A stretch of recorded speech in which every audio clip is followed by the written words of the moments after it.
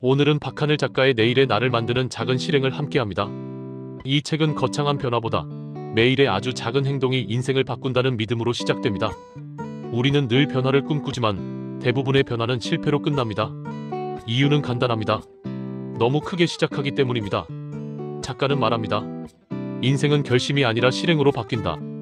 그리고 실행은 작을수록 오래간다. 우리가 작은 실행에 힘을 잇는 이유는 눈에 보이는 성과가 없기 때문입니다. 하지만 작가는 강조합니다. 매일의 1%가 쌓이면 인생의 궤도가 바뀐다.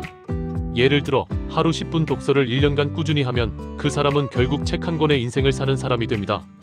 하루 10분 스트레칭, 하루 5분 정리, 하루 3문장 일기. 이 모든 사소한 행동이 쌓여 어제보다 단단한 나를 만들어갑니다.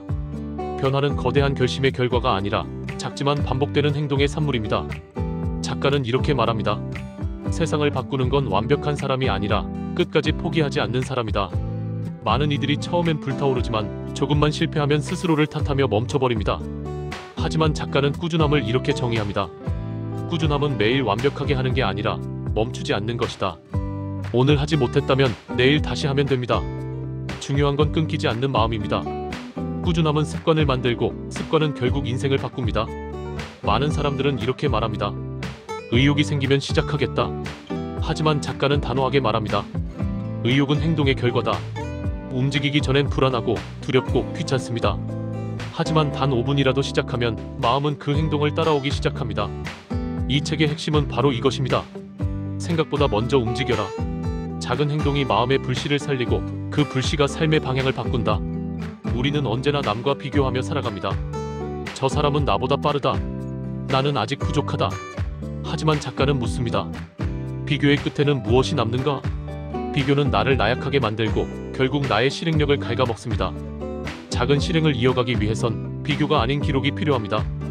어제의 나보다 오늘의 나가 조금이라도 나아졌다면 그게 바로 성장입니다. 성공은 남을 이기는 게 아니라 어제의 나를 넘는 것입니다. 인생의 큰 꿈을 이루는 사람들의 공통점은 오늘의 할 일에 집중한다는 것입니다. 작가는 이렇게 조언합니다. 꿈을 크게 잡되 실행은 작게 쪼개라.